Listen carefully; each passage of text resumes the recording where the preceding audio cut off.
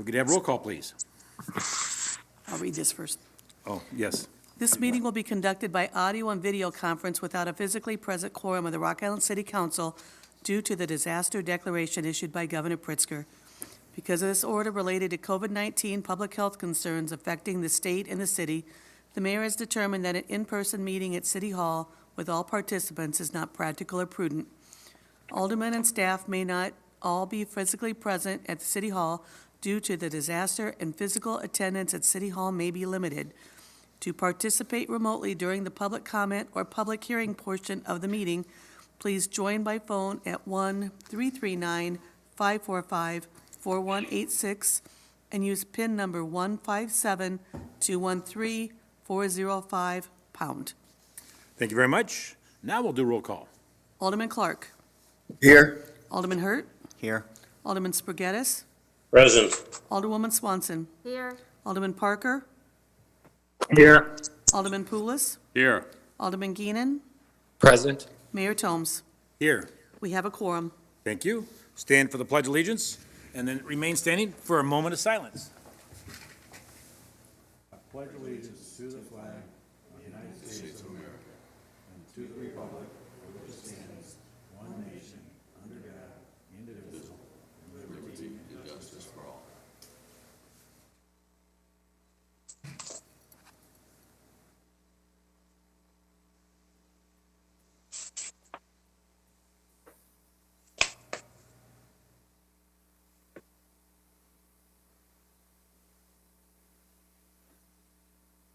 Thank you very much.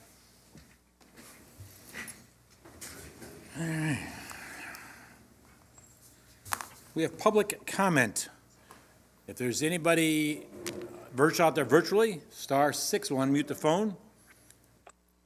If anybody wishes to speak. Public comment. Nobody out there? All right. We will then move to item number 7. Minutes of the February 8th, 2021 City Council meeting. Move to approve the minutes as printed. Second. Moved and second. Is there any discussion? Roll call, please. Alderman Parker. Aye. Alderman Poulos. Aye. Alderman Geenan. Aye. Alderman Clark. Aye. Alderman Hurt. Yes.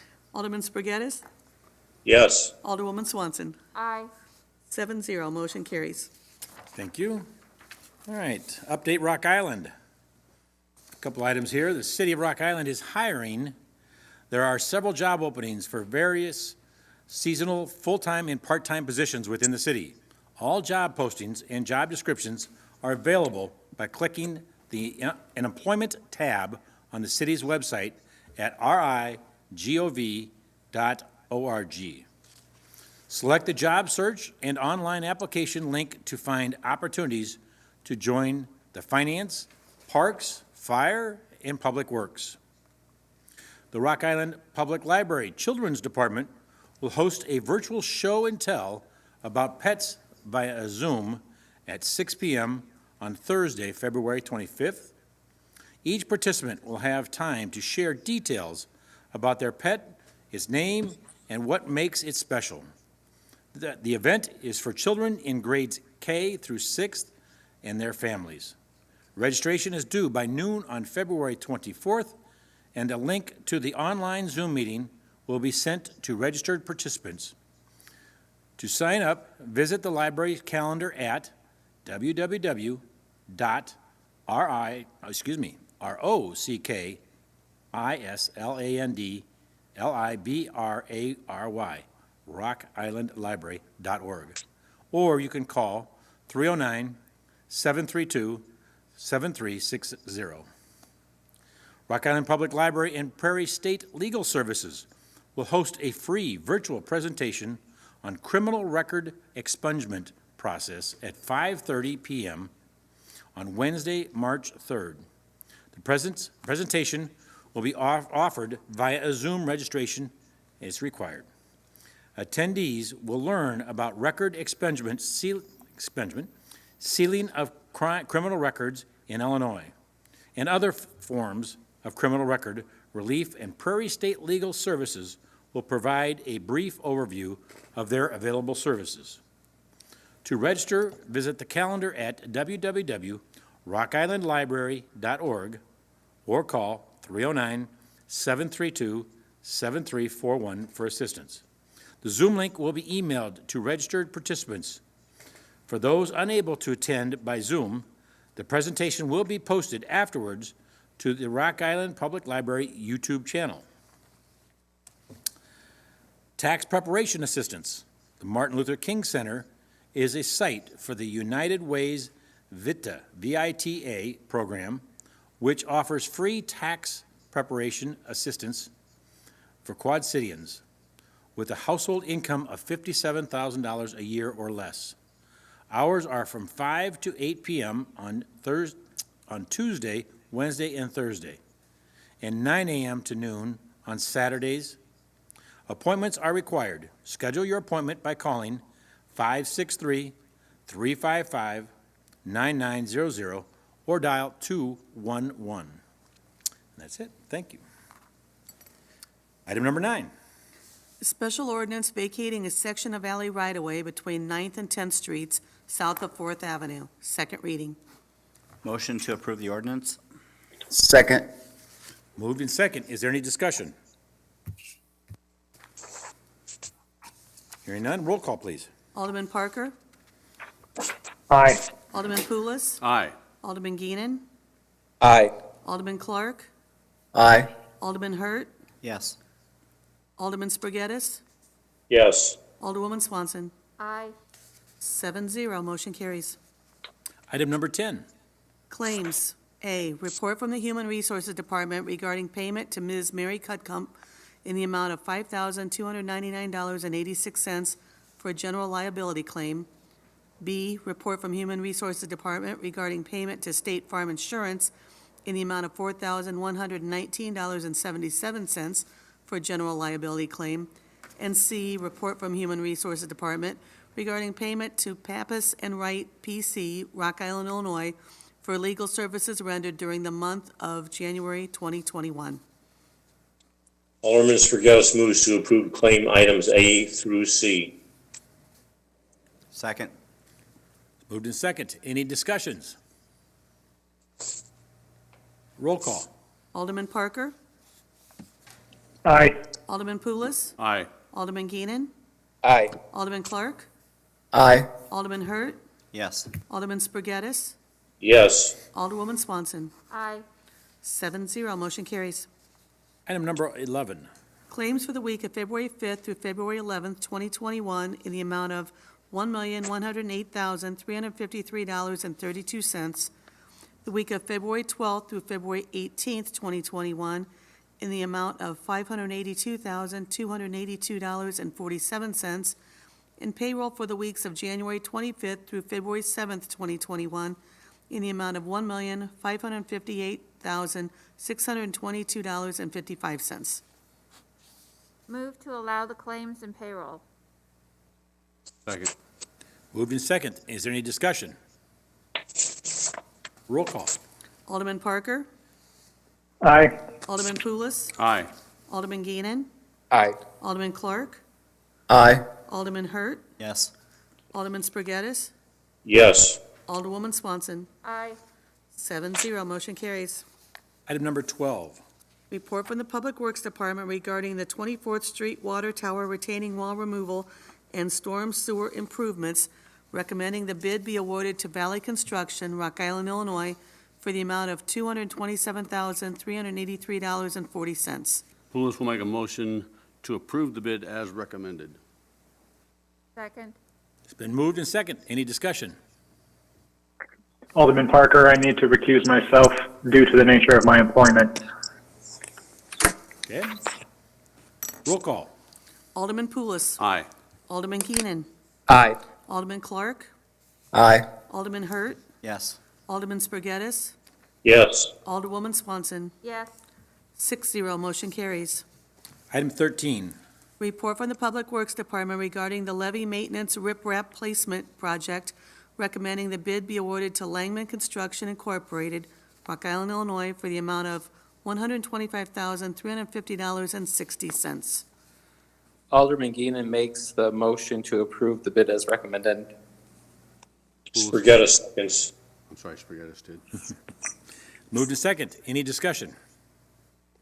Alderman Parker again recuses for the nature of my employment. Thank you. Roll call, please. Alderman Poulos? Aye. Alderman Geenan? Aye. Alderman Clark? Aye. Alderman Hurt? Yes. Alderman Spargettis? Yes. Alderwoman Swanson? Yes. 6-0, motion carries. Item 14.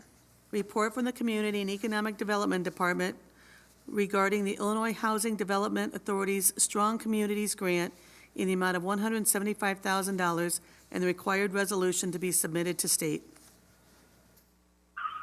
Alderman Parker moved to adopt the resolution as recommended, authorize the mayor and the city clerk to sign the certificate of incumbency and authorize the city manager to sign any future agreements subject to minor attorney modification. Poulos will second. Been moved and second. Is there any discussion? Roll call. Alderman Parker? Aye. Alderman Poulos? Aye. Alderman Geenan? Aye. Alderman Clark?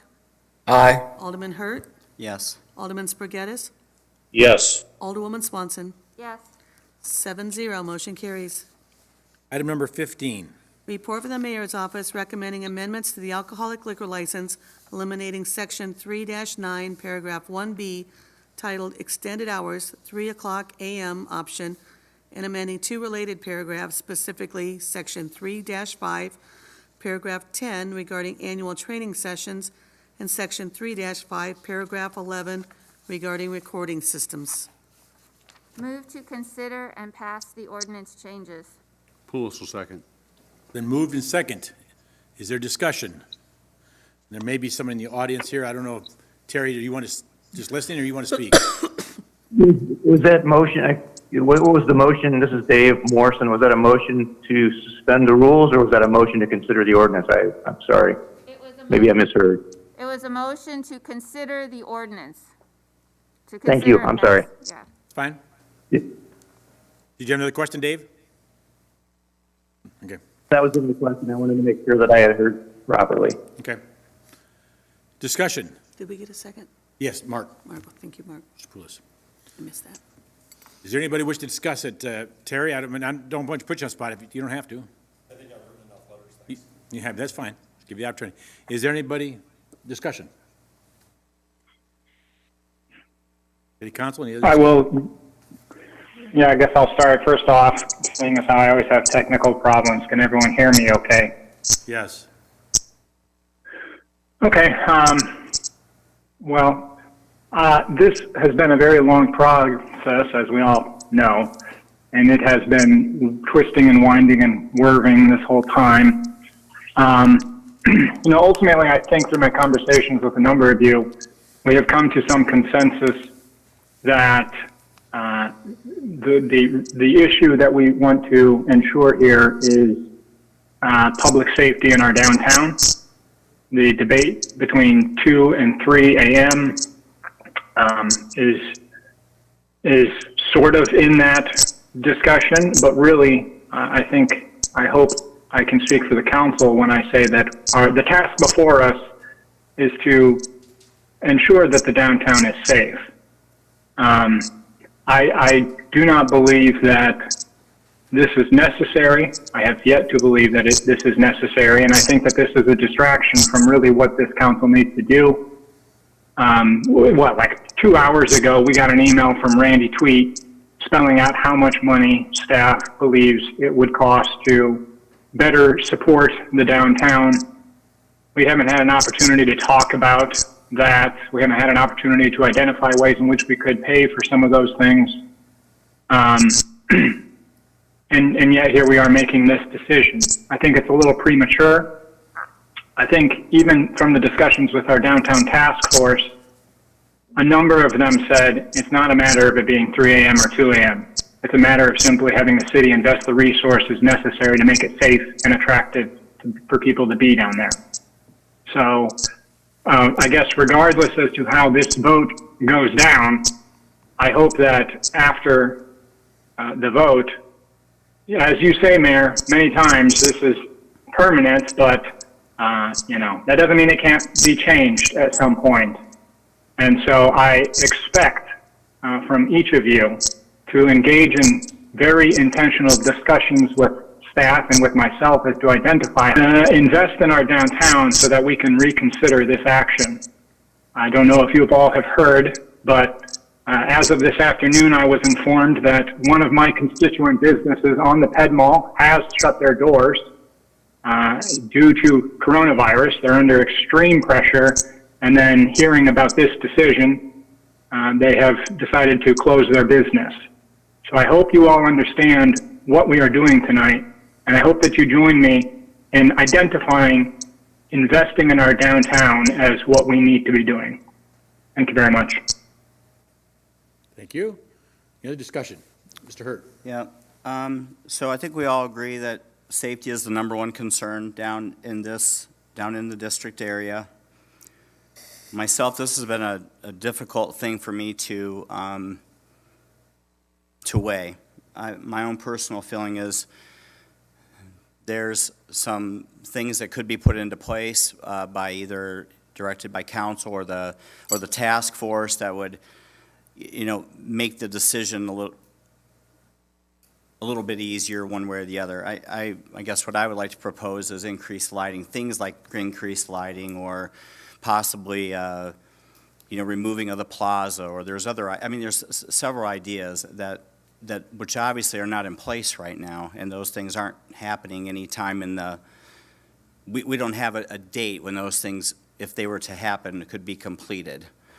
So I think that I would agree that if the council goes in a direction of a 2 a.m. closure, that I do believe that this is something that we can bring up at some point once things are implemented down there, and we can revisit this and possibly return to a 3 a.m. Again, there's no timeline here. There's no because we don't know when projects are going to take place. We don't know what direction the task force would like to go, or the council for that matter. I do. The problem that I have is the fact that we have to make, based for safety reasons, with what we have currently. And so again, whatever direction this goes, I just want everyone to know that this is something that once changes are made, or once we get some more direction, or we decide on whatever the plan is, that we can, this thing can always be revisited. So that's all I had to say. Any other comments?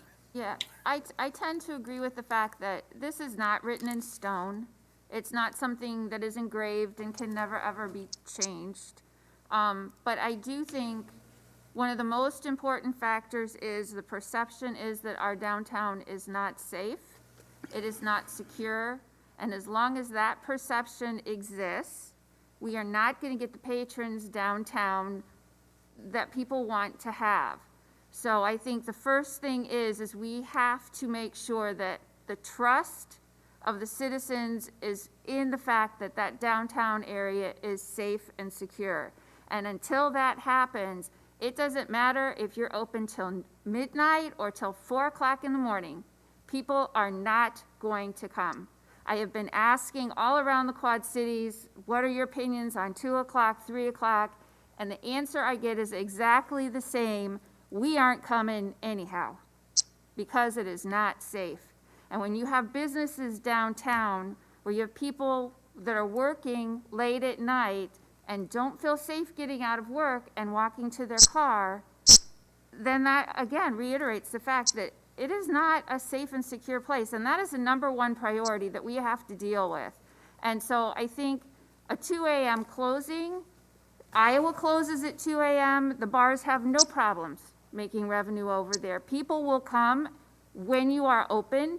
People will leave when you close. And I think that the closing time, if you're going to threaten to pull your bar and go to Iowa, I'm sorry, but you're going to close at 2 o'clock in the morning.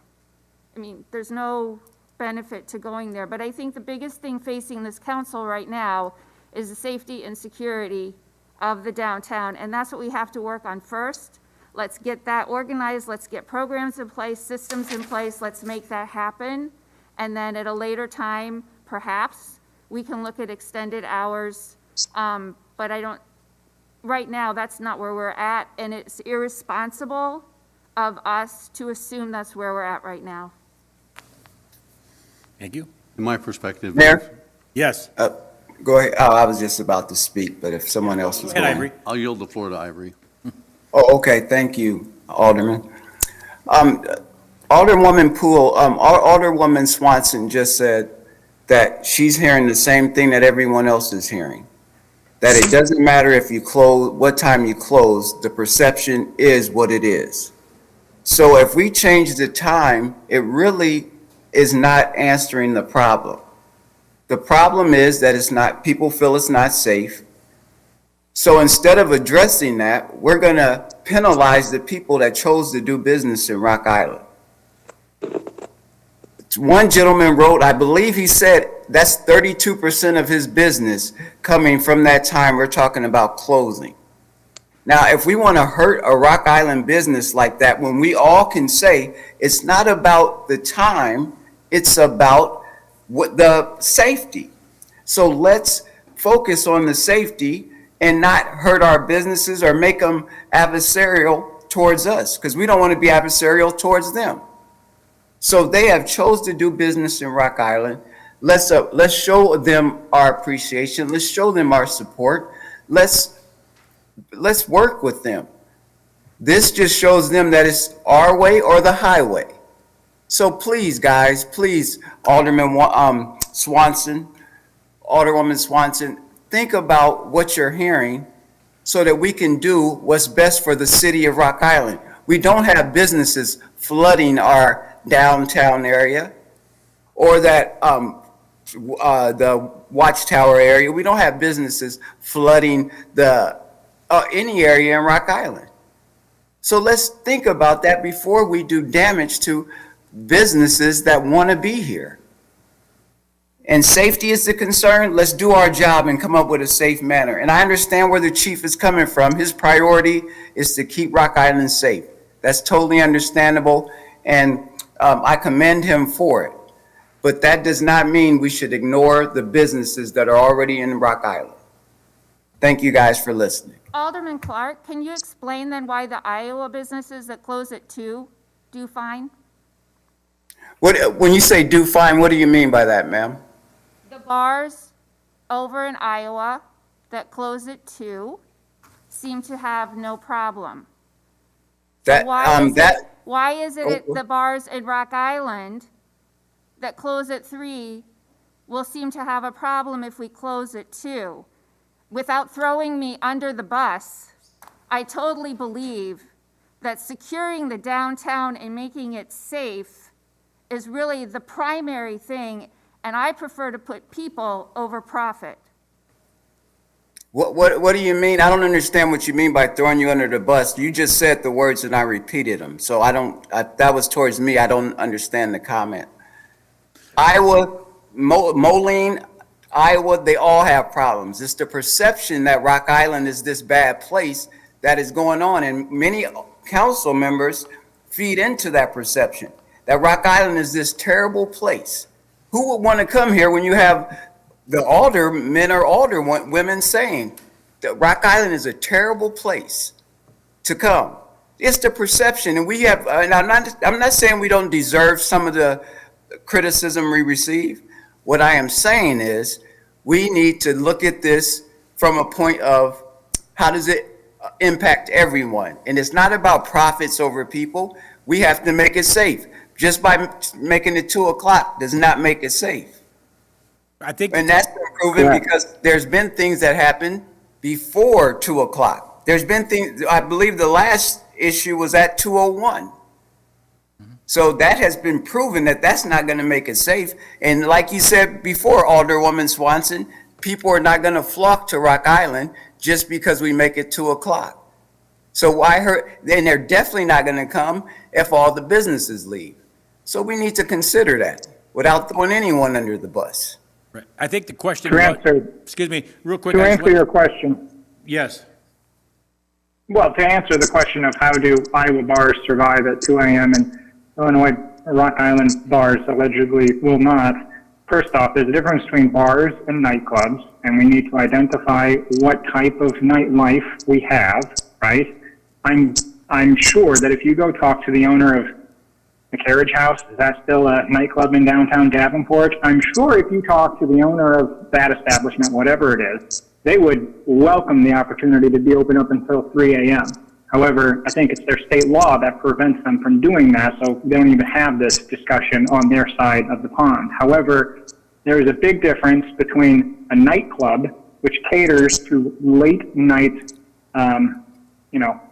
entertainment, for the broad word, versus a neighborhood bar or a place like Devon's Complaint Department in downtown Davenport, right? Different types of bars. We cannot just say that they're all the same thing, and that if the neighborhood bars or the whatever other types of bars in Iowa can survive, why can't the nightclubs survive? It's because they're entirely different businesses, entirely different business models that survive on late night patrons. When I was in college, I went to the district. There were the blue shirts in downtown that patrolled the taverns, that made sure that kids weren't drinking underage, and were making sure that it was publicly known that there was a police presence and that people couldn't start trouble, right? Over the years, due to budgetary reasons, which we all are very familiar with, this city has pulled back and back and back away from its responsibilities, whether it be maintaining streets or securing the downtown. And what do you know, now that the city of Rock Island has pretty much wholly abandoned our downtown, it is in disarray. The answer is that we need to invest in the downtown. We need to figure out, okay, if Randy says that staff's recommendation is it's $100,000 to do the lighting, to do the cameras, to do the policing, the security, whatever, whatever was in that package. And we need to be having a discussion as to how do we come up with $100,000 to invest in our downtown, to answer the real issue here of the fact that it's perceived or it is unsafe. This 2 a.m., 3 a.m., which has already taken out one of my constituents, is besides the point, and it frankly is an easy way to sidestep the really difficult decision of figuring out how we're going to invest in the city of Rock Island while addressing the very, very hostile budget situation that we're dealing with. Alderman Poulos, you wanted to say something. I did, but I was going to let them have their way first, so. It's your turn. I understand what Alderman Hurt said, and I agree with him with regard to the environmental design down there, which is not necessarily causing the problem. The bar owners are not causing the problem, but it is the design of the environment down there that is providing a place for that type of activity to occur. So I agree with you, and Alderman Parker, with you as well, with regard to, we're going to have to look at how we're going to make the changes down there. And then, if we see that it is a safe place to open it back up at 3 o'clock, I would be all for it. And with no offense to my colleagues, unless you've been down there on the plaza when things broke out and you were looking around for any blue shirt or brown shirt or tan shirt that you could find so that you went home safe that night, you can't presume to tell me that it is a safe place. Is this closing at 2 o'clock going to absolutely ensure that it is not going to happen? It doesn't. Does it increase the probability that it won't happen? It certainly does.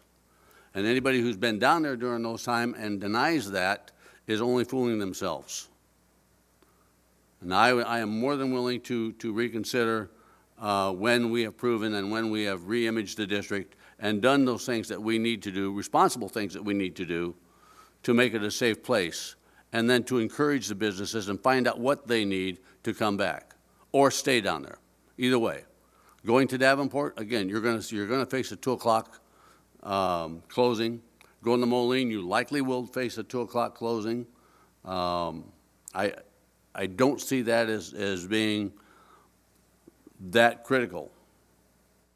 But I'm not the bar owner, and I'm not going to tell them how to run their business. I'm just going to say how I am going to vote in support of actually in support of the task force, to give them something so that they're not going in there and trying to make the safety changes, and then putting a wall up with more issues after the 2 o'clock closing time, or after 2 o'clock. So let's give the task force a chance. Let's make sure that we have enough officers that can provide. We don't have enough officers right now. Maureen, have we talked to Maureen? Have we talked to our neighboring communities? Excuse me. I will yield the floor after I'm done. Thank you. We can reach out to other departments. It's happened in the past, but you can't force them to come down and work. And then who's going to pay for it? Let's take the money that we're going to be paying for the overtime. Let's reinvest that back into the infrastructure downtown so that we can make life better for the businesses that are there. Now I will yield the floor. If your question is, have we talked to Moline? Yes, I have. Their ordinance, I think, allows 15 citywide 3 o'clock licenses, and the mayor didn't have the exact number, but she felt there was a handful. Call it 5, 6 licenses issued for the 3 o'clock license, and they were scattered throughout the city. It wasn't concentrated in one area. Most of them. I wasn't referring. Go ahead. I'm sorry.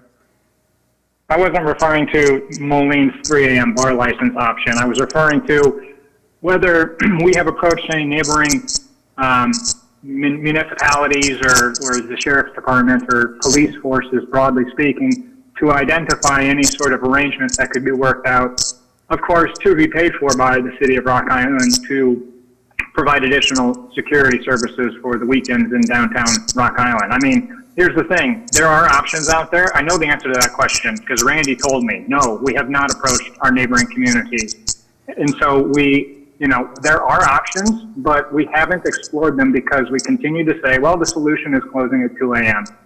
I mean, this, I guess, if we're not going to pass if we're not going to suspend the rules and we're just considering tonight, this will come up at the next council meeting. I sincerely hope that you all join me in working very hard to retain as many businesses as we can in our downtown and as many as my constituent businesses by saying, oh, hey, that's a good idea. Let's go talk to Moline. Let's go talk to the sheriff's department. Let's identify where we can get the investment that we need for our downtown. Because even if we change it at 2 a.m., what are we going to do? Change it to 2 a.m. and then not implement some of the security recommendations that have been given? Save the overtime that we won't be spending by closing at 2 a.m. I would still recommend that we secure downtown, even if we close at 2 a.m.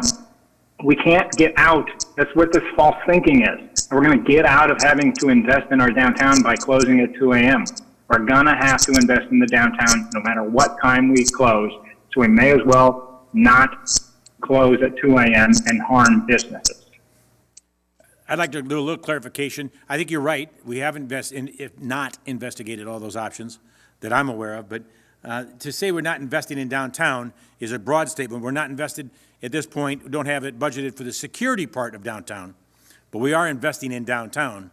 We're hiring a downtown manager. We're going to put $1.5 million in infrastructure of some sort down there.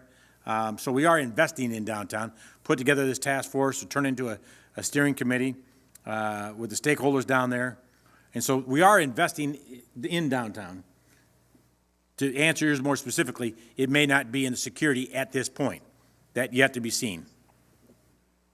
I think that Alderman Parker was not being fair to the comments because regarding the cost to hire officers from Moline, that's providing that, again, you can't force them to come to Rock Island. And the cost is going to be much higher, and that's going to be money that we're going to have to draw away from improving our infrastructure and giving money for the task force to make the downtown a safer place. I think there was somebody that looks an awful lot like me that said that very same thing 5 minutes ago here at the table, saying that, yes, why not save some of that money that we would spend in overtime by going to 3 o'clock at this point and use that money towards making the downtown a safer place for everyone. Not just the bar owners, not just the people that want to enjoy the nightlife. And I'm glad they do. But again, we have to be considerate of all the citizens of Rock Island. And I don't know if anybody here is denying that the fact that by changing this does hurt the businesses, and the businesses were not the ones that caused this problem for the most part. They were not. I've said that publicly before, that the business, it turns out to be a punishment to them, and that's the way they look at it. And I'm not saying they're not looking at it incorrectly, but there's no doubt. And they didn't cause the problem for the most part. It's the congregation of people that it happened out there, and where they came from, and whether it was Iowa, or whether it was Moline, or wherever it came from, these individuals that loitered, if you want to call it that, out in the plaza area, caused this problem, not the businesses. It was because there was an area to gather. And they're being punished. There's no doubt about it.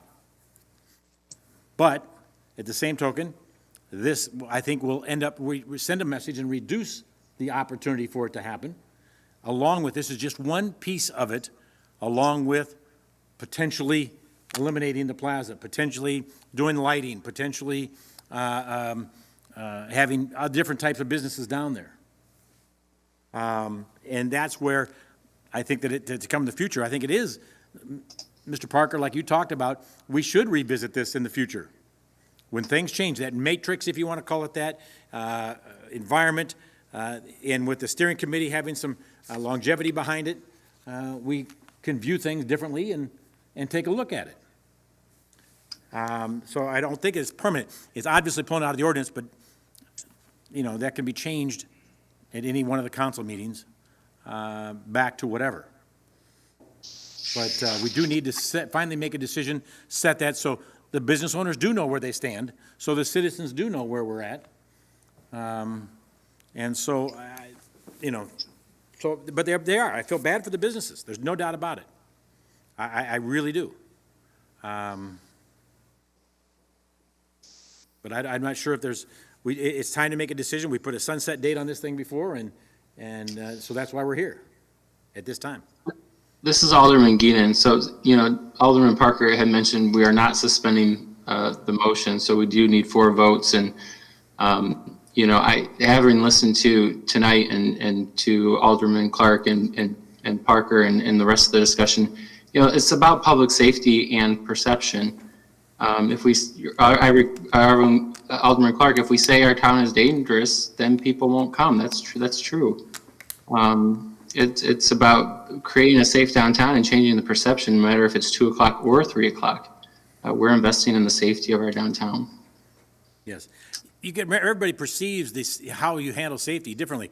If you put fencing up and have officers there and people wanting people, the patrons as they come in, some people view that as, oh, I'm not going in there, it must not be safe.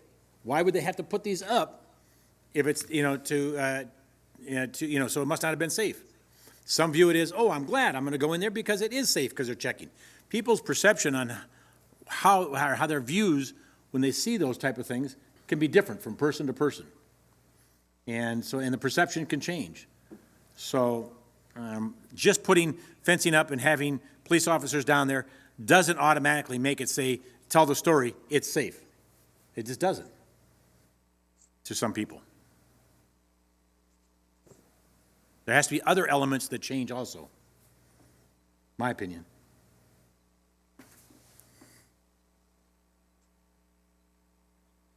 Is there any other discussion? I do have a question, because we are not suspending the rules, and we're just going to pass the ordinance because the sunset clause expires on the 28th, then we will need to have a special meeting before then? That's my understanding, that we'd have to have a special meeting before the 28th Okay. for the second reading. I would agree that if you wanted to go into effect before, I mean, if you have a specific date, it would not go into effect until the next meeting that you have. This is Dave Morrison speaking. Oh, is that right? So you would not have to specially, it'd be the first one in March? No. What I'm saying is if you don't have a special meeting, then it would be either a special meeting or the next scheduled meeting, whichever of the the two you choose to do.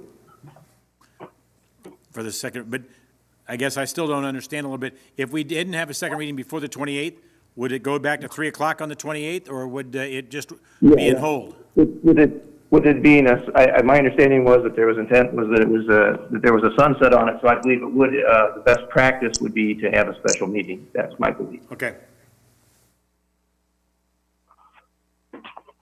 Answer your question. I assume that answers your question. Is there any other further discussion? I don't know if anybody's out there virtually besides council that have any questions or statements. Terry, would you please?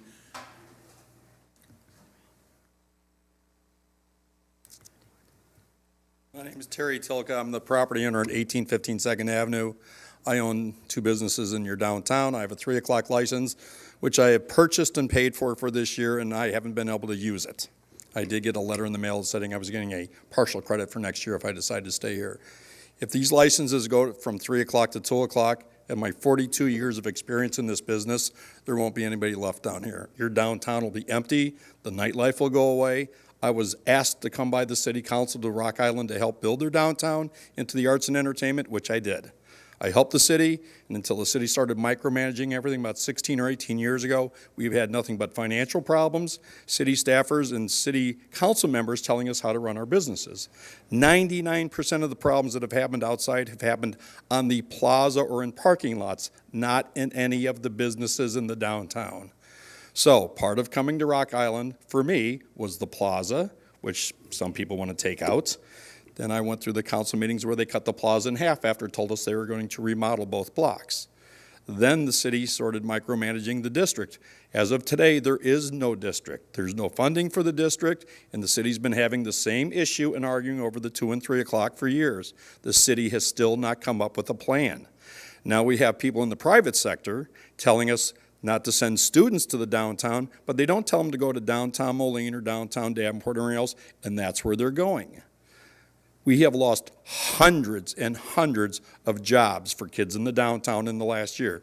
Part of it by COVID and part of it by the shooting on the block between 2nd Avenue and 18th and, 19th?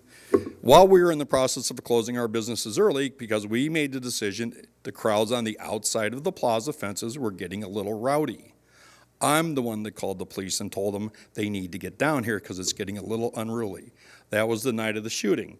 Since then, and in the 30, 40 years I've been here, there's been lots of shootings in Rock Island. But to get blamed for a shooting in the downtown, and there's been several in parking lots and other places, and Davenport and Moline have had their share of them too. To blame the bars and close down your businesses in your downtown community in a place you call the Arts and Entertainment District, you think closing us an hour early is going to solve anything? The only thing it's going to solve is you're not going to get the tax revenue. There's going to be less kids working jobs. I had 4 kids from Augustana called me today and said, I heard you're back, are we reopening? If this goes through, I am not reopening. I'm just letting you know, I'm leaving. I'm selling my bars, I'm selling my buildings, I'm leaving. I am not staying here. You guys, not you especially, but previous council members have run this. How do you want the Arts and Entertainment District and all you're doing is destroying it? If this is your choice, I wish you would have told me this 6, 8 months ago, and I'm so tired of coming to these meetings, fighting for a plan, fighting for funding, fighting for anything. The downtown in the summer has as many problems with people hanging out as it does late at night. Ask the chief, ask anybody. They've had officers down there with homeless people, with kids drinking, with everything. If you think opening my door at 3 and 4 in the afternoon is fun, when I got 20 kids hanging out on the stage, it's not. So we have lots of issues, but we're not solving problems and we have no plan for the future. If this is what's going to happen, I'm just telling you, I'm not staying. I've got a lot of money invested in Rock Island, a lot of time, excuse me. All 3 of my kids have worked for me at that bar and restaurant, and we have brought bands in from all over the world that have played there. Rock Island was on the map, and when things in the district were hot, everyone in the city council was patting themselves on the back of the success of the downtown and how alive it was. This place will be a ghost town in a year, I promise you. This is 42 years of experience talking, so believe me or not, do whatever you want. I'm not going to worry about that much. But if you pass this and you don't give these kids jobs and you don't get your tax base up and running, it's basic business. The city's just going to keep paying. You gave us a food and beverage tax twice since I've been here. How many hundreds of thousands of dollars have you lost out on? You want this? You got it. You worried about other bar owners leaving and looking at other places? They're going to. They're not staying. They have to make livings. They have families. They can't do it here when they're being micromanaged every 5 seconds. So if you want your downtown full of kids sitting on the plaza, drinking all afternoon, you've got it. You want people hanging out in the plaza, in the city parking lots? When I saw it, I called Modern Woman. First thing they did was fix all their parking lights and put up fences. How tough was that? I did it. I'm not a city staffer. There's things to be done. Let the people that book bands and do shows and can run a downtown run it. Quit hiring people. Quit spending money. You have TIFs dollars coming up for other projects. Do something positive with it. But if you put all these guys and girls out under that they're closing early, because you have to remember, closing early is not 2 o'clock. It's giving last call at 1:30. So they're losing about an hour and a half to an hour and 15 minutes of sales. 90% of our business is done on the weekends. You don't think that crowd's going to move somewhere else if we're all closed? Probably Davenport parking lots, downtown Moline, wherever. That crowd in 40-some years of experience always tends to move. Most of your problems are not in the bars, and you're making the bar owners pay for it. These are nightclubs. This is what you asked for. This is what the city asked for. They got it. Bands on your plaza. The city's doing bands in Schweber Park just like we do. We're competing with the city now. You guys, you want to micromanage a bunch of nightclubs, go ahead, but there won't be any left, I'm just telling you, okay? Thank you. Thank you, Terry. Is there any further discussion?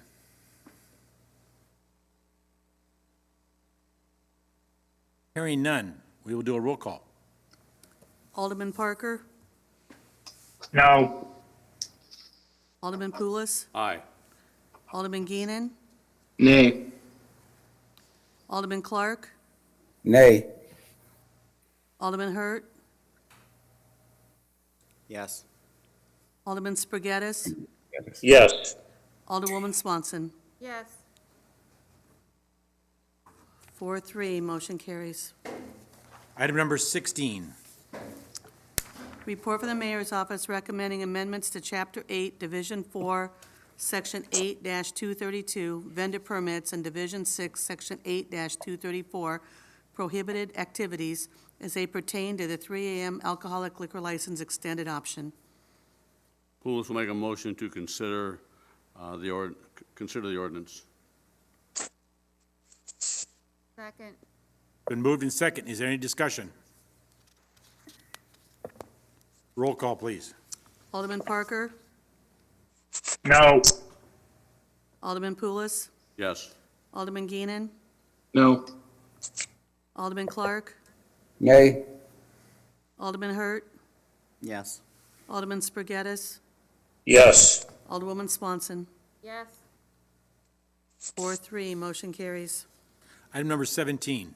Report from the Finance Department requesting a budget adjustment of $230,580 related to the HUD CDBV-CV, the COVID-19 award received in August 2020, and a second adjustment in the amount of $288,556.23 related to obligated past year 2020 CDBG-CV funding also awarded in 2020. Move to approve the total budget increase of $519,136.23 to the SY 2021 CDBG CV budget as recommended. And consider, as recommended. Sorry. That's fine. Poulos will second. Been moved in second. Is there any discussion? Roll call, please. Alderman Parker? Aye. Alderman Poulos? Aye. Alderman Geenan? Aye. Alderman Clark? Aye. Yes. Alderman Spargettis? Yes. Alderwoman Swanson? Yes. 7-0, motion carries. Item 18. Report from the Finance Department requesting a budget adjustment increasing the North 11th Street TIF Fund, Fund 203, expenditures for the calendar year 2021 by $25,775 to assist Friendship Manor with the demolition of property located 1114 and 1116 21st Avenue. Motion to approve the budget adjustment as recommended. Sforgetto seconds. Moved in second. Any discussion? Roll call. Alderman Parker? Aye. Alderman Poulos? Aye. Alderman Geenan? Aye. Alderman Clark? Aye. Alderman Hurt? Yes. Alderman Spargettis? Yes. Alderwoman Swanson? Yes. 7-0, motion carries. Item 19. Report from the Finance Department requesting a budget adjustment increasing the Columbia Park TIF Fund, Fund 205, expenditures for calendar year 2021 by $20,000. Alderman Sforgetto moves to approve the budget adjustment as requested. Second. Alderman Parker will second. Moved in second. Any discussion? Roll call, please. Alderman Parker? Aye. Alderman Poulos? Aye. Alderman Geenan? Aye. Alderman Clark? Aye. Alderman Hurt? Yes.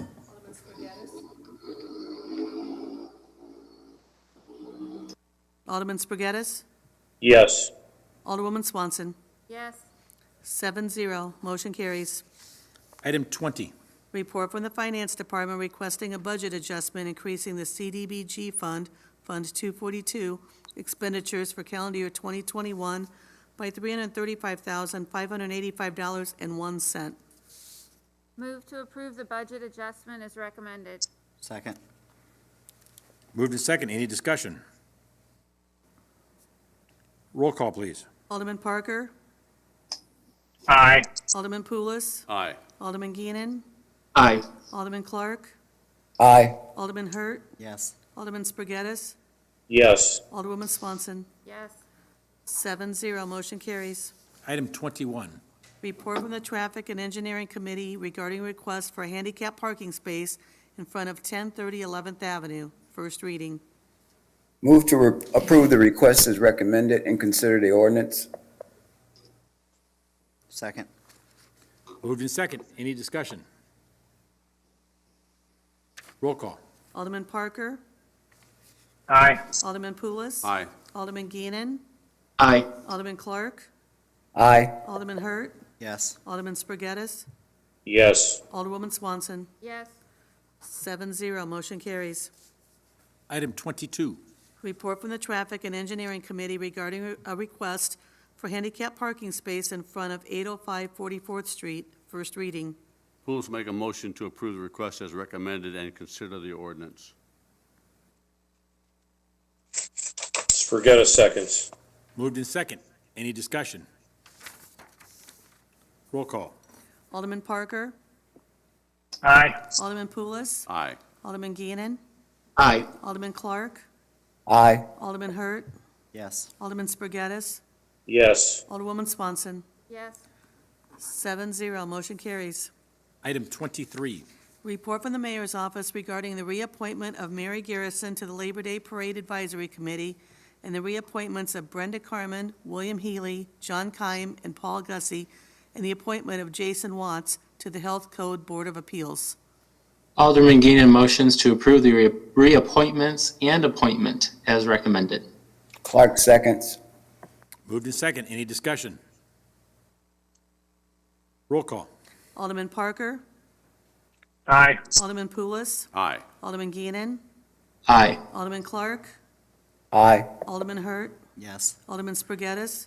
Yes. Alderwoman Swanson? Yes. 7-0, motion carries. Item 24. Report from the City Clerk's Office regarding the St. Patrick's Day Parade, changing the previously approved parade date from March 13th to August 28th, 2021. Alderman Parker moves to approve the request as recommended. Poulos Second. second. Big one. It's been moved in second. Any discussion? Roll call. Alderman Parker? Aye. Alderman Poulos? Aye. Alderman Geenan? Aye. Alderman Clark? Aye. Alderman Hurt? Yes. Alderman Spargettis? Yes. Alderwoman Swanson? Yes. 7-0, motion carries. Item 25, other business. You know, I'm going to throw out there a discussion which we had last week or whatever on the bar closings and everything else, but this week I'd like to have a little discussion on the plaza at this point. Now, for the most part, where the stage is, and get a feel of what people's thoughts are, whether the recommendation of the council, so to speak, along with the task force, what they would like to see down there. What is the thoughts in just that real more specific area than just the downtown and is a broad brush? If we could have a little discussion on that. If you don't mind, I'd like to speak first on that. Sure. In my opinion, can't speak for the rest of the council, but I believe that removing the plaza, making a road through there would eliminate a lot of the loitering problems that exist.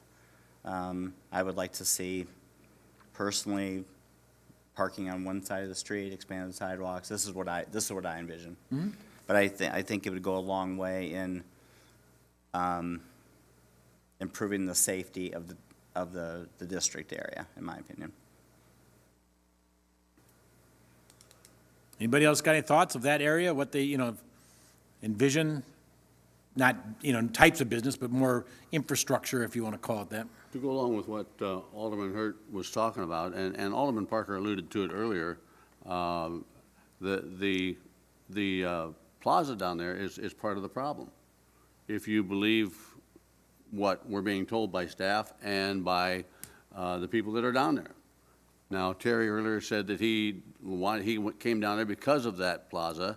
Well, and if I understand it correctly, the recommendation is that plaza has long over worn out its welcome as far as being usable for the type of entertainment. It was said to me the other day, we don't have an arts and entertainment district, we have a bar district. So we can, if taking that plaza out, will provide more parking and reduce the number of loitering, then by all means. I mean, it's really a no-brainer.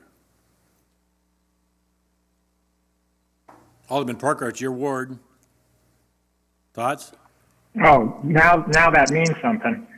I think that this is something that the downtown task force should lead, or the steering committee or whatever entity.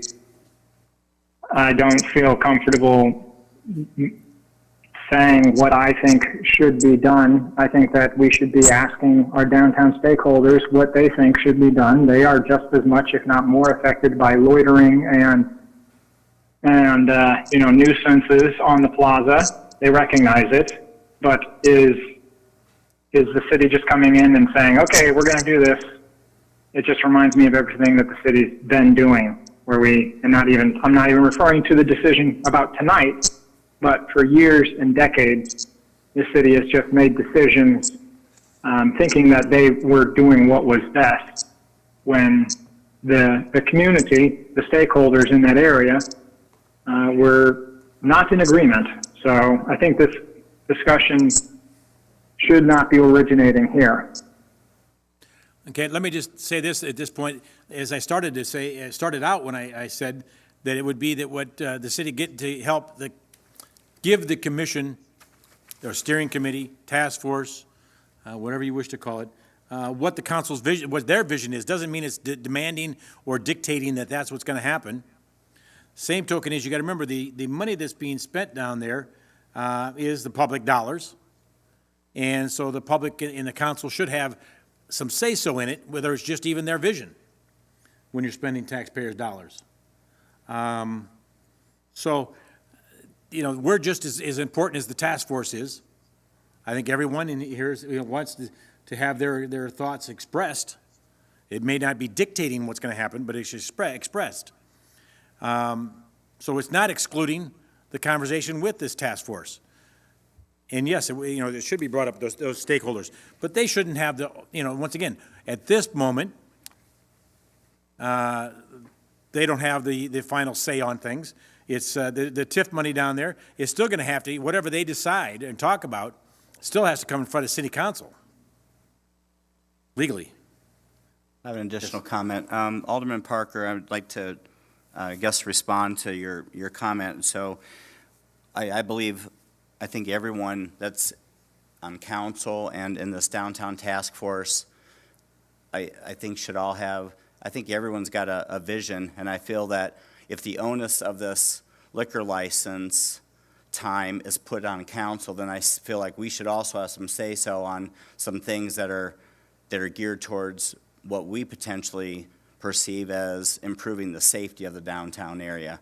I feel like it's, if that responsibility is put on us, then we should also have some say-so on the direction of, or at least some input on safety measures that could be implemented in the future. So again, not discounting the task force. I think all we're doing is just giving our ideas. Again, we're not saying that, hey, this is what's got to happen, but the question posed was, what is our vision? And our vision, and my personal vision may be different than everyone else's personal vision, but I feel like we should all have some say-so in this, since it ultimately,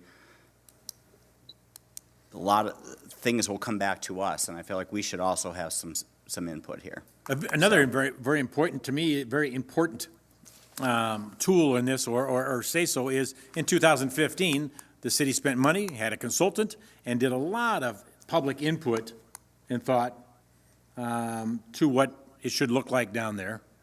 And so that is something else, that you got the city council's vision, you got that vision, and then you got the task force. And that's where the decision has to be then, or the not only the vision, but in actuality, we take action, the consensus on that, with all those avenues, taking a look at it, or those input. And so I think that, once again, the several aldermen that spoke up so far is fairly close to what the 2015 vision is, short of what type of road, and there's some expensive stuff and things we can cut back on of what type of road it is or the look of it. But I guess, I'd like to get other people's opinions and thoughts. The city manager's put together some rough costs of it. I think sent that out to everybody. And if we want to start taking action on things, the sooner the better. And by us giving this vision, may then be able to give the city manager, may decide he'll talk to engineering, public works, and if nothing else, spend the efforts and money to do some drawings for conceptual, for everyone to look at, not just here in the council, but the task force too, just as a jumping off point to help expedite these things to happen sooner, if that's the direction it goes.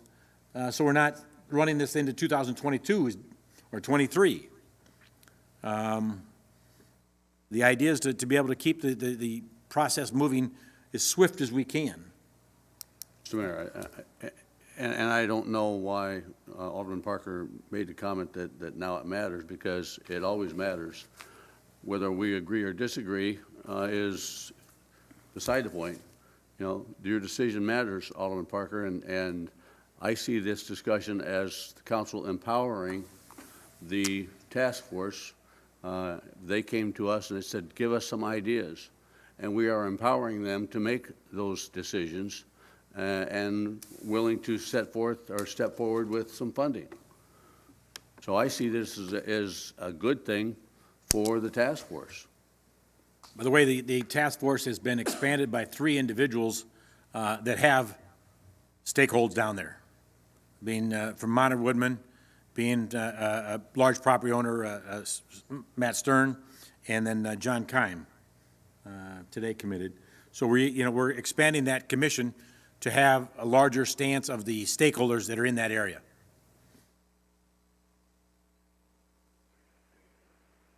Any other, once again, any thoughts? Alderman Spargettis or Geenan? This is Alderman Spargettis. I'm wanting to gather more information before I reach any conclusions, but I think it's worth the effort to explore removing the plaza and returning it to a street with maybe sidewalk seating that was mentioned. Other than that, it's too soon to make any conclusion for me. Okay, and nobody's asking for an absolute by any means, it's just if you had a vision in your mind, if you had any thoughts. This is Alderman, go ahead, James, sorry. Well, no, Dave, you go ahead. I was just going to say, the vision I have for downtown is a vibrant, safe downtown. I don't know if that means having a plaza or not. I think, that will come as we get downtown safe and have a downtown manager. And, that seems to me like an investment that could come once we get a better idea of how we move Rock Island forward from this first step. But that's just my opinion. No, that's fine. That's what we're looking for.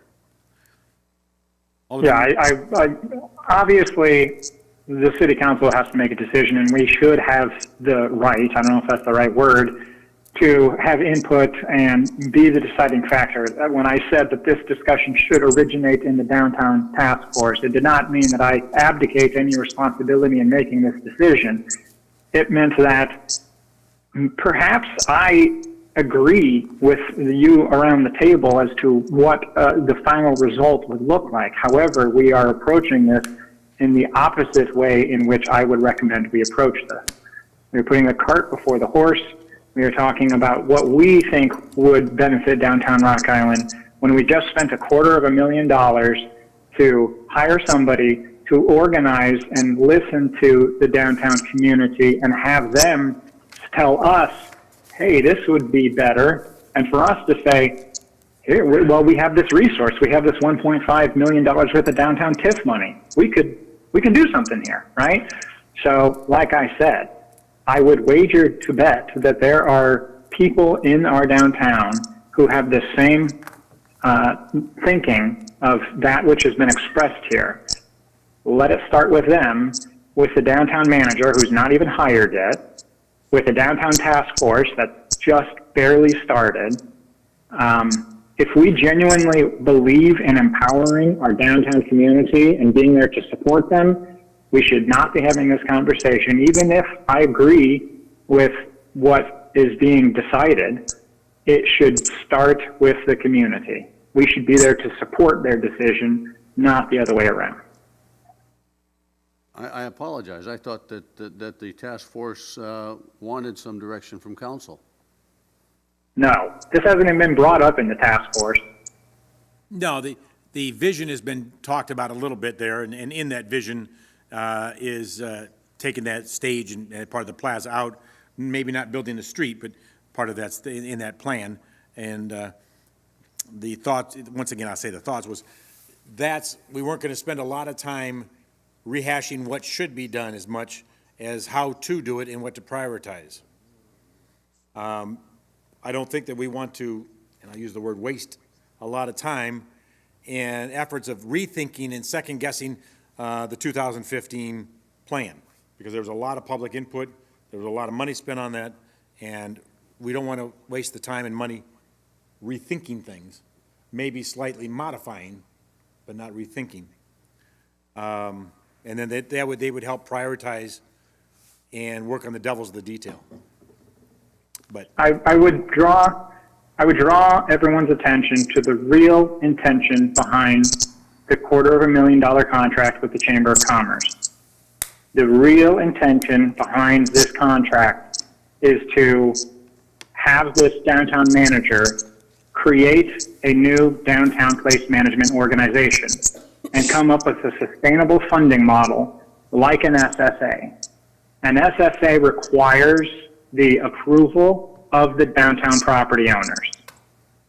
And I'm worried that if we continue to act in this way, where we put the cart before the horse, why on earth would a property owner agree to effectively raise their own property taxes when they turn around and they say, the city's not even asking me whether, they're not even involving me in the decision as to how these tax dollars are being spent.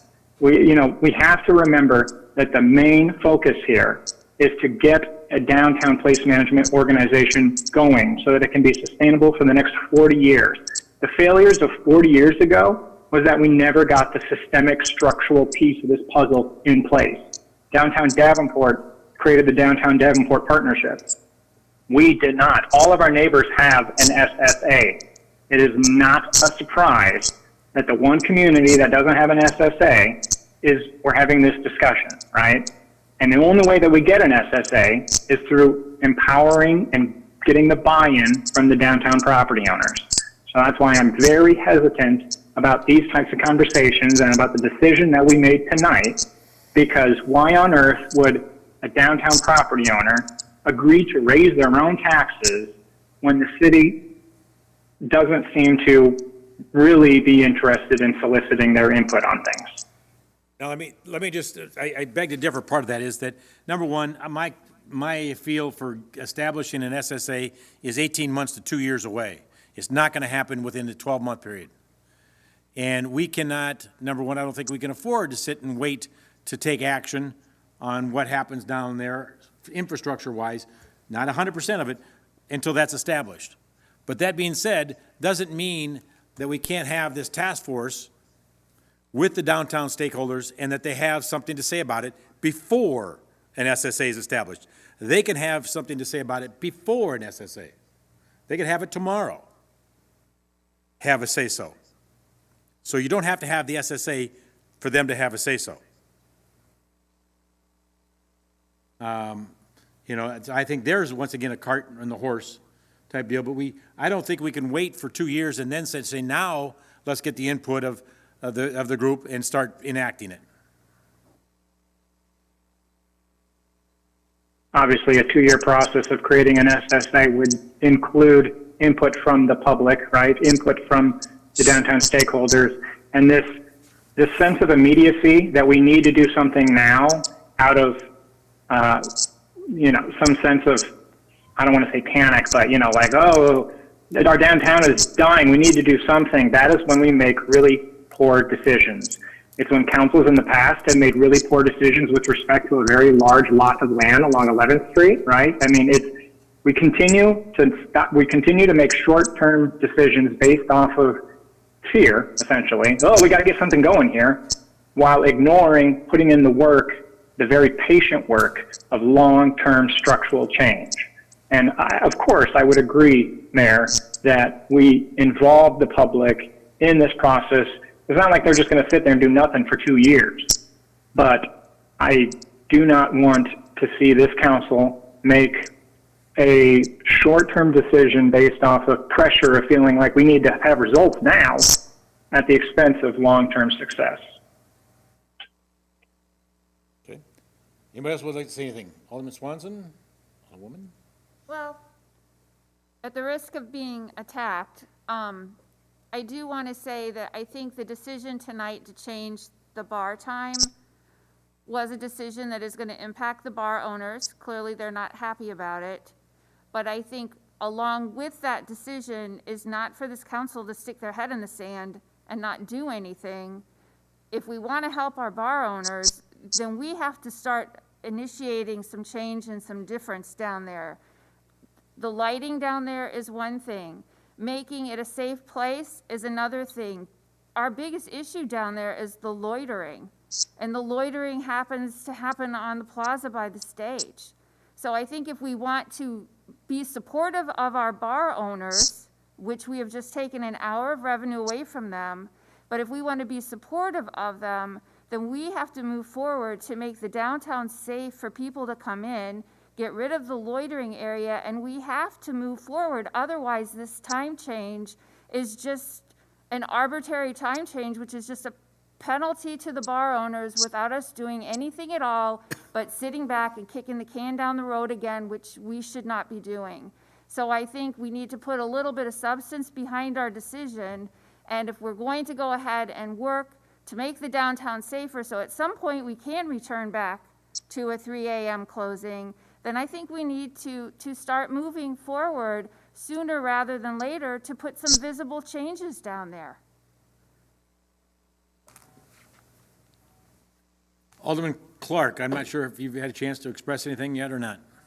Oh, no, I agree with Alderwoman Swanson on those comments she just made, that we need to do something quick. And I won't be on council, so when it comes to moving the plaza, I gave my input in 2015, so I'll leave that alone there. Okay. But other than that, the safety issues, I think we need to implement those as quick as possible. Thank you, Mayor. You're welcome. Thank you. Alderman Spaghettis, I think you expressed your feelings and that if what you know now. Yes, go ahead, I'm I sorry. just had one thought I wanted to say.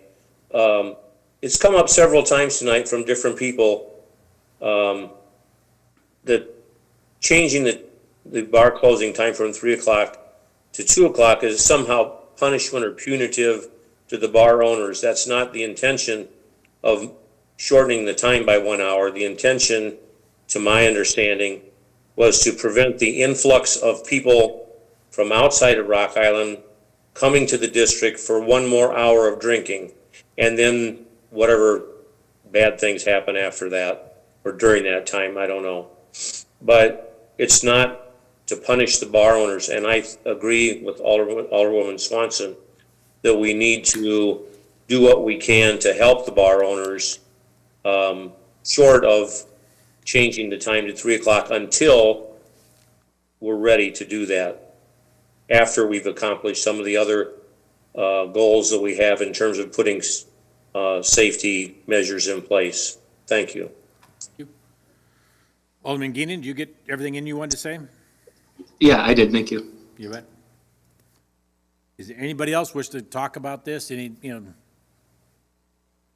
thoughts? I mean, once again, my personal thought is, once again, not to belabor this, is that we do spend a little effort and I'll call it some money, doing some conceptual drawings or design of what we maybe think that we would like to see there, not putting anything in, drawing a line in the sand, just so we can begin to the process, because once, and sometimes it's easier to talk about with this task force or whoever it is when you got some pictures, because then people can critique it a little differently and better, instead of saying, no, I don't like this part of it, or change that, or boy, I like the whole thing, or whatever it is. And once again, even if we were not to do a sledgehammer for 2 years, at least then we can start narrowing down of what we want. We hope it does is sooner than that, but the dollars to be spent there, I think, would be well worthwhile to start getting what we'd like to see down there. Not just us, the task force also. I do have a question.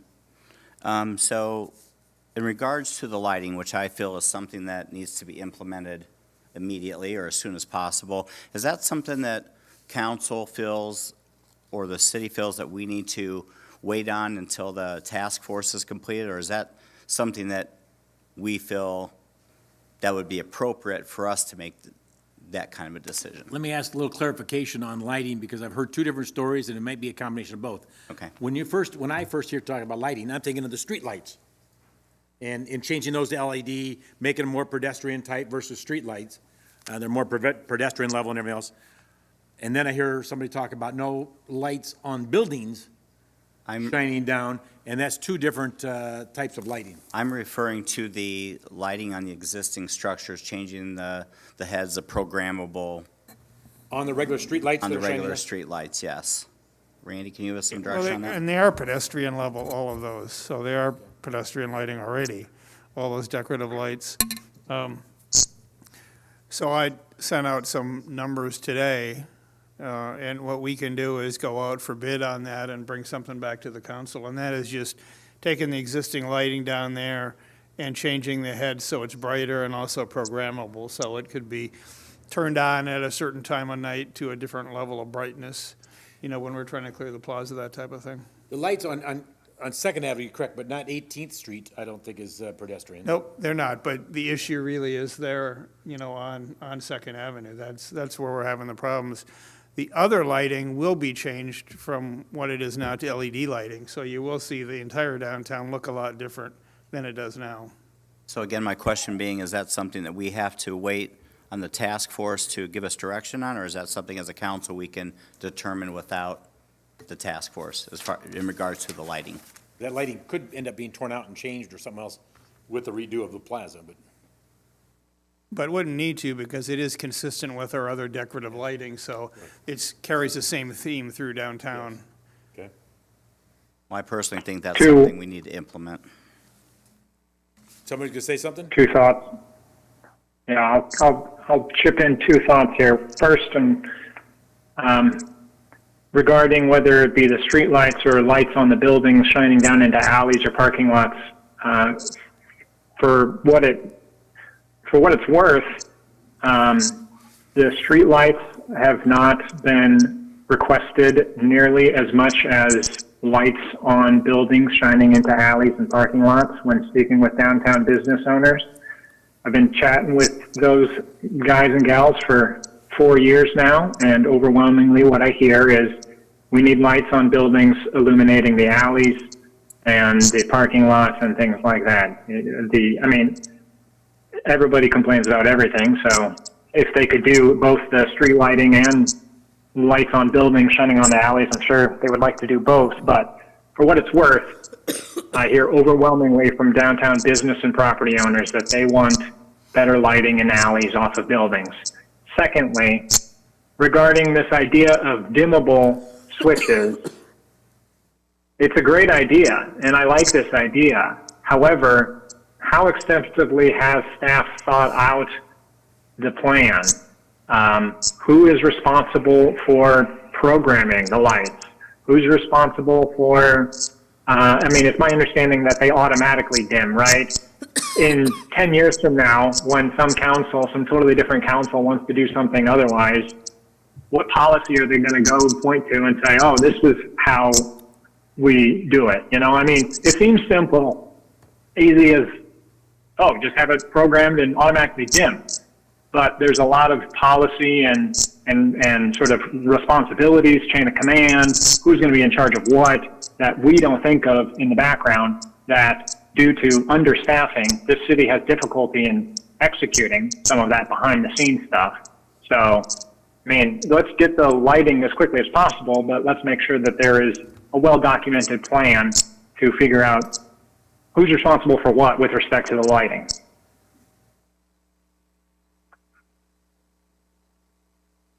To jump out there a little bit, I think the lighting, there is a consensus on lighting, that it needs to be brighter, consistent, and in the alley, I've heard the same thing, Alderman Parker, so I agree with you as far as the ask has been for a long time in the alleys, streets, but mainly the alleys. Could I ask Mike Bartels to come up and talk about the lighting? I know he's been doing you guys have been doing a little bit of research on that. Could you give the council some indication as to what's been discussed so far? And yeah, we met with our electrical staff, and one is a licensed electrician. We have not done any lighting engineering. This was just a couple weeks in discussions. We looked at upgrading or retrofitting the existing teardrop lights that are on the plaza, the 12-foot street lights, to an LED upgrade. Those lights are approximately 50 watts currently. They would double in the amount of lighting to about 102 watts with the upgrade, and as mentioned, they would be dimmable. Our lighting currently has a controller that we can do either remotely or a timed program, and it would be tied into that system. We would run additional wiring to the street lights that we're talking about upgrading or the retrofit, run additional wiring to those to be able to put those on a dimming feature. As Alderman Parker mentioned, we have not looked into what percentage those would need to operate at and at what times. We would obviously resort back to the task force that's been mentioned or the council and trial and error. At what times does it need to be 100% at 2 a.m.? Does it need to be less? We don't know that. But again, this is a upgrade from what we currently have. The lights are currently LED lights in the street lights currently, but they're a honeycomb, thread in, thread out, just fixture that is old. It was upgraded several years ago, and it's old technology now. So we do have a better lighting system. As far as security lighting goes in alleys, we have not looked at that currently. We have put that in place in past years. Again, we don't have right of way in those alleys.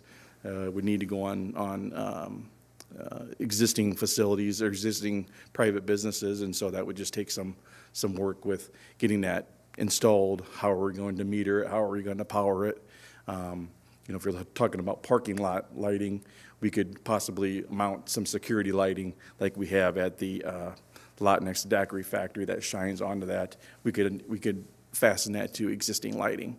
But as far as putting additional lighting in the alleyways, that would take some planning.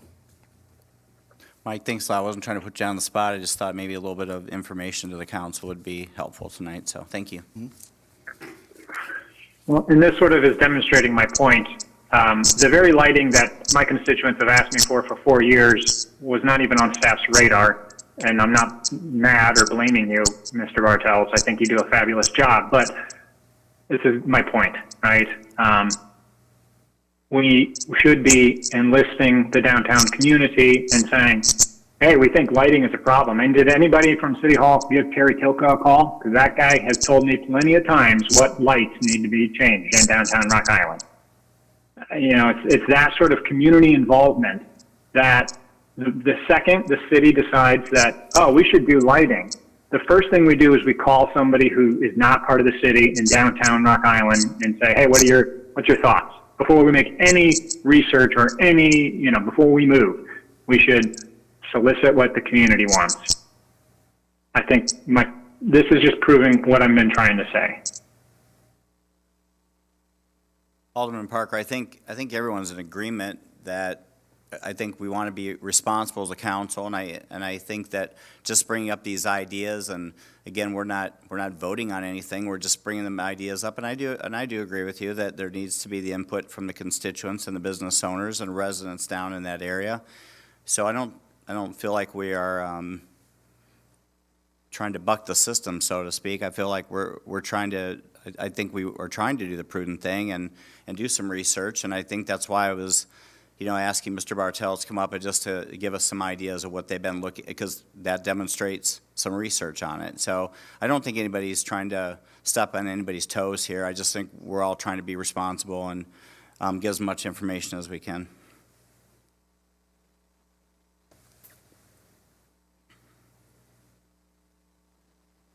All right.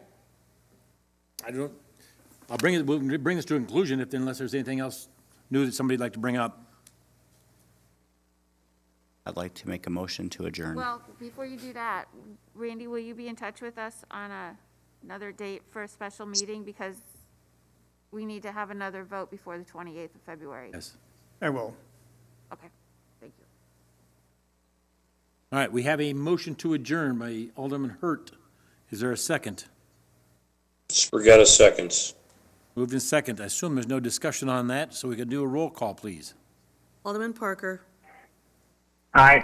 Alderman Poulos. Aye. Alderman Geenan. Aye. Alderman Clark. Aye. Alderman Hurt. Yes. Alderman Spaghettis. Yes. Alderwoman Swanson. Yes. 7-0. Motion carries. We are adjourned.